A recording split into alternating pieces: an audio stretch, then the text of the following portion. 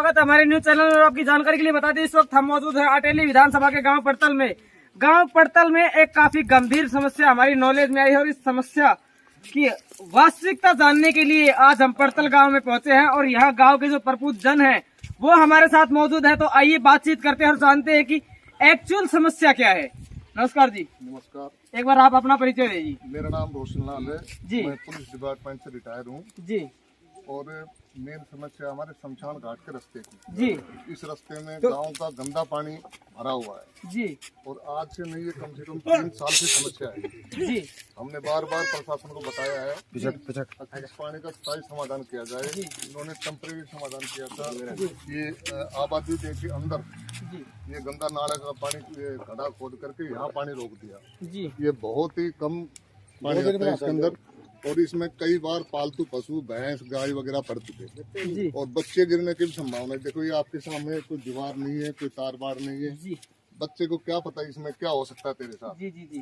काफी पशु गिरे हैं, उनको निकाला गया है। जी। अब भी मैं एसीपीओ साहब को नक्शा देकर आया था। एसडीएम साहब वीडियो साहब मिले नहीं। जी। उनको बताया कि हमारे यहाँ हड्डा रूढ़ी है। जी। बिल्कुल साथ में है। जी। इस पानी को स्थायी समाधान के लिए उस हड्डा रूढ़ी में डलवा दिया जाए। किसी को परेशानी ना होगी, शमशान घाट का रास्ता साफ हो जाएगा और ना ही कोई बच्चा गिरेगा। इस नाले के साथ में ही बिल्कुल ये दीवार आंगनबाड़ी की है, ये स्कूल की है।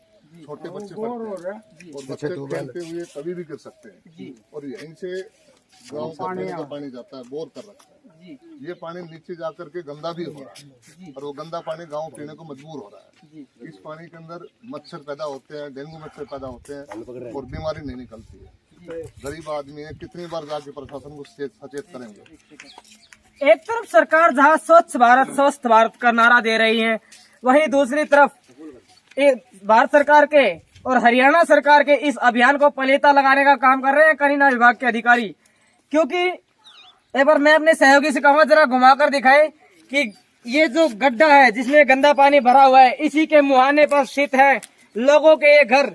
वो लोग जिन्होंने इस गांव के सरपंच को वोट दिए थे इस आस के साथ कि गांव का सरपंच आएगा, विकास करेगा। लेकिन सरपंच साहब आए, 10 साल तक सिर्फ राज किया, विकास नाम का कोई भी कार्य नहीं किया। आइए और भी बातचीत करते हैं। हाँ जी रोशन लाल जी बताइए। इस पानी को वहाँ तक क्यों नहीं डाल रहे कि ये नरेगा के तहत काम किया है जी। अब भी ये नरेगा के तहत ही काम करना चाहते हैं कि इसको थोड़ा डूंगा कर दे जी। यदि कोई पशु गिर गया तो बच नहीं पाएगा जी। कोई बच्चा गिर गया तो बच नहीं पाएगा जी। मेरी प्रशासन से रिक्वेस्ट है, इन गरीब लोगों का ध्यान रखते हुए इस पानी का स्थायी समाधान करके हड्डा रूढ़ी में डाला जाए इसको जी। ताकि गांव के लोग अमन चैन से जी सके और ये मुर्द घाट का रास्ता भी मिल जाए। आज भी एक औरत गुजर गई, उसको ट्रैक्टर में डाल करके शमशान घाट तक लेकर गए हैं अर्थी को रख करके।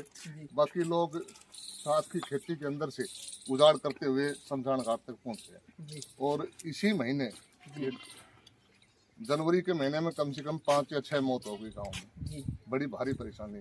जनवरी में ही हमने एसडीएम साहब को दरखास्त दी थी, एसीपी साहब ने सुना भी। एक बार दिखाइए दरखास्त, दिखाइए दरखास्त कहाँ है भाई यार, तू भी अजीब आदमी। चलो आगे स्टार्ट करो। उसको मैं नक्शा भी समझा कर आया था। सर ये 1 कनाल जगह है, इसको खुदवा करके जहाँ झील लगता है उसमें डलवा दो और यहाँ से एक होदी बना करके पाइप सिस्टम से हड्डा रूढ़ी में पानी चला जाएगा। ना मच्छर पैदा होगा और गांव से काफी दूर होगा, समाधान निकल जाएगा। अगर बात कर ले यहाँ के जनप्रतिनिधि को तो कभी ना कभी तो यहाँ के विधायक जी भी यहाँ से निकलते ही होंगे। तो क्या अभी इस विषय में कभी उनसे बातचीत हुई है? आप अभी तक नहीं हुई है, उनसे भी करेंगे बात। अगर प्रशासन सुनाई नहीं करेगा तो फिर जनप्रतिनिधि के पास ही जाएंगे। प्रशासन तो करता तो 6 महीने हो गए, प्रशासन के पास ही पावर है, कर ही लेता। जी नहीं कर रहा है, लेकिन जल्दी सीताराम जी से मिलेंगे और हम इस बारे में अवगत कराएंगे। मैं सोचता हूँ मीडिया के थ्रू अगर ये काम हो जाए तो बहुत अच्छा है। अगर मीडिया एक बार दिखाएगा प्रशासन को, आप स्पॉट पर आए हो, मौका देखा आपने, पानी के हालात देखे हैं, ये इसको कितना भी गहरा कर लो, गहरा करोगे कितना पानी सोख पाएगी। वो बरसात 1 दिन हो गई तो ही ओवरफ्लो होकर के फिर उसे रखते हैं। ये सताई समाधान नहीं है। और ये एप्लीकेशन भी लिख करके देख रहे हैं। इस मामले में ये कहा है भाई हमारे घर के पास से इस पानी को दूर डाला जाए और रिसीव करवाया बाकायदा। ये 1 तारीख को दी गई थी, इसी महीने की 1 तारीख को दी थी। आज 12 तारीख हो गई, लेकिन अभी तक तो कोई अफसर आया नहीं। 1 फरवरी को अधिकारियों के संज्ञान में ये मामला लाया गया था, लेकिन 1 फरवरी के बाद अगर बात करें तो आज 12 फरवरी हो चुकी है, 11 दिन बीत चुके हैं। ऐसे में बड़े सवाल खड़े होते हैं। जो करीना के जितने भी विभागों के अधिकारी हैं, सभी पर बड़े सवाल ये खड़े होते हैं कि क्या प्रशासन इंतजार कर रहा है एक बड़े हादसे का? क्या प्रशासन इंतजार कर रहा है इस बात का कि कब गांव में हादसा हो और कब वहां पर पहुंचे? क्या यहाँ के जनप्रतिनिधि राजनीतिक रोटियां सेकने की फिराक में है, या इंतजार कर रहे हैं उस मौके का कि कब उन्हें मौका मिले और कब वो अपनी राजनीतिक रोटियां सेके? क्योंकि यहाँ के सिर्फ हालिया विधायक ही नहीं, पूर्व विधायक भी है, जनप्रतिनिधि भी है, और सबसे बड़ी बात तो ये है कि यहाँ के इस गांव के सरपंच की बात करें तो 10 साल से सत्ता में काबिज हैं, लेकिन विकास नाम मात्र का ही किया है। आइए और भी बातचीत करते हैं। हाँ जी, विकास भी 10 साल में गांव का कोई विकास नहीं हुआ। अब आप लोग ये कहें कि ये दोबारा सरपंच क्यों बना, ये कुछ गांव की मजबूरियां हो जाती है।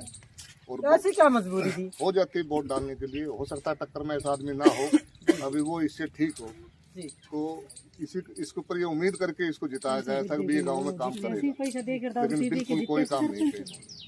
मैं 1 तारीख को पटवारी जी के साथ गया था, ACPO साहब से पूछा हमारे उस गड्ढे का क्या इलाज कर रहे हो? उन्होंने बताया जी हम इसको और डूंगा कर रहे हैं, और लंबा करेंगे इसको। मैं बोला जी ये तो सफाई समाधान नहीं है, रास्ते के अंदर आबादी देह के अंदर है, आबादी देह से बाहर अदारूढ़ी है, नक्शा बाय कर दे दिया, 1 कनाल जगह है शमशान घाट के साथ ही। इस पानी को एक सफाई समाधान के लिए अदारूढ़ी में डाल दिया जाए ताकि यहाँ बीमारी ना हो, रास्ता साफ हो जाए। हाँ किया था, आज ही आपके पास जेई साहब पहुँचेंगे एस्टीमेट के लिए। फोन किया, जेई का नाम जितेंद्र है, उन्होंने कहा मैं आऊँगा, लेकिन 22 दिन हो गया आज तक तो वो आए नहीं। अब हम इंतजार कर रहे हैं, उनसे पहले आप आ गए। आप भी जनता की आवाज़ है, यदि आपकी आवाज़ सुन करके वो लोग आते हैं सबसे अच्छा होगा।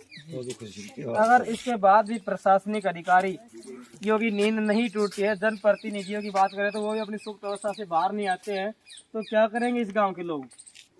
गांव के लोग फिर रोड के ऊपर आ जाएंगे, रोड पे आएंगे, रास्ता जाम करेंगे, और आँख खोलने के लिए बगैर मांगे तो माँ भी छुट्टी नहीं देती है। हम अपने अधिकार के लिए रोड पर आकर के ये रास्ता बनवाएंगे। तो ऐसे में एक बड़ा सवाल खड़ा ये भी होता है कि अगर आप रोड जाम की स्थिति पैदा हो जाती है तो कहीं ना कहीं प्रशासनिक समस्याएं भी उत्पन्न होंगी। उसके लिए जिम्मेदार कौन, गांव या फिर प्रशासन? प्रशासन होगा उसके लिए। देखो सरकार ने एक कृषि कानून लागू किया जी, वो हम लोगों का अच्छा नहीं लगा। हम लोग 13 महीने तक रोड पर है, 750 कुर्बानियाँ दी जी। आखिर सरकार ने कृषि कानून वापस लेना पड़ा। हम इस पानी के समाधान के लिए, इस रास्ते के समाधान के लिए रोड पर आएंगे, पर एक बार जनप्रतिनिधि सीताराम जी से मिलेंगे। अगर उनसे भी यही आस हुई, उम्मीद की भाई वो भी काम नहीं करेंगे, टाल मटोल किया, मिलने के बाद 1 हफ्ते का टाइम देंगे, फिर बस स्टैंड पे सारा गांव बैठ जाएगा जाकर। चलो ये तो आने वाला वक्त ही बताएगा कि कितनी संजीदगी से इस गांव के लोग अपनी समस्या का समाधान करने के लिए आवाज उठाते हैं।